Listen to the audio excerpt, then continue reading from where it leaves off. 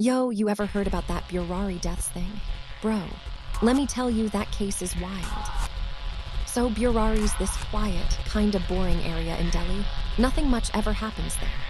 But one day in 2018, boom, the whole of India is losing its mind. Why?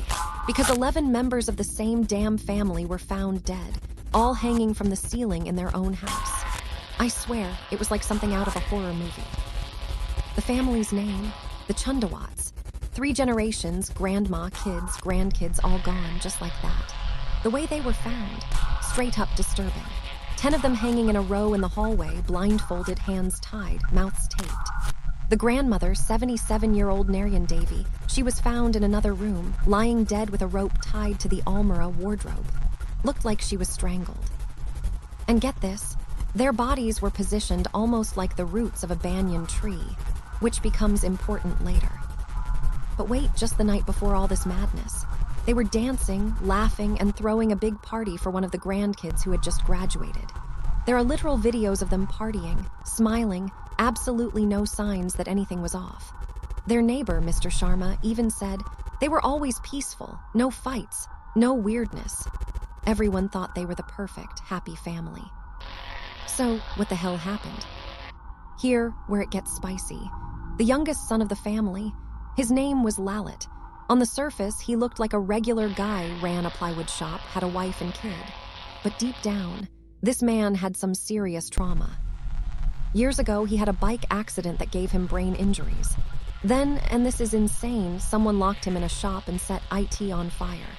He survived, but after that, he changed. He started losing his voice, literally couldn't speak. Or maybe he was pretending. No one knows. He had PTSD, maybe schizophrenia, probably both. And on top of all that, his dad died. Now his dad was like the family's boss. He kept everyone in line. After he passed, nobody stepped up, so Lalit, the youngest, felt like he had to take charge. But he couldn't just say, "Hey, I'm the leader now." So what does he do? Bro, he tells his family that their dead father is speaking to him through dreams. Yup. Says he can hear his dad's instructions. Even tells them that chanting the Hanuman Chalisa would help bring his voice back. And get this, after a year of chanting, his voice does come back. Now everyone thinks, yo, this guy has divine powers. So now Lalit's the spiritual head of the family. They start doing crazy rituals, keeping secret diaries and blindly following his visions. The diaries? Man, they're terrifying. Like step-by-step instructions for what eventually happened, how to tie your hands, when to chant, how to hang like the branches of a banyan tree. And the handwriting, some say it was Lalit. Some say Priyanka, his niece. Some people think it wasn't either of them. Creepy, right? But it doesn't end there. The timeline leading up to the deaths, full of weird stuff. CCTV footage showed some of the family members bringing home stools and wires the night before. Small Blue Diamond, one son, Bhuvnesh, was seen walking the dog that same evening. They had ordered 20 roadies, just hours before they died. No signs of forced entry, and the main door, left wide open, like they weren't even trying to hide it.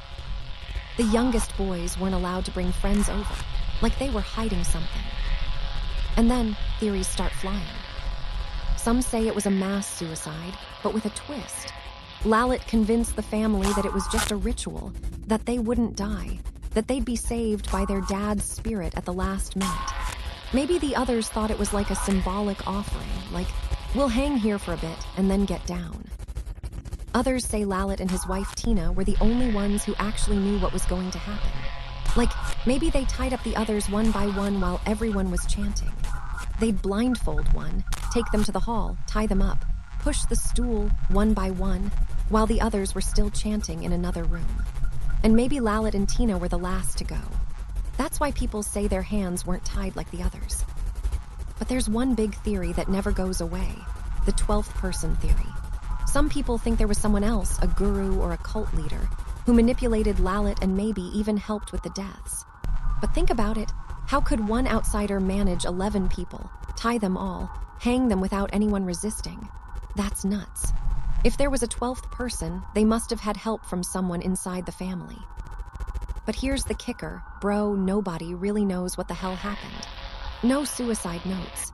No real answers.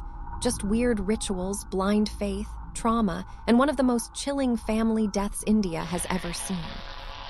Honestly, it's one of those cases that keeps you up at night, because the more you dig into it, the less it makes sense.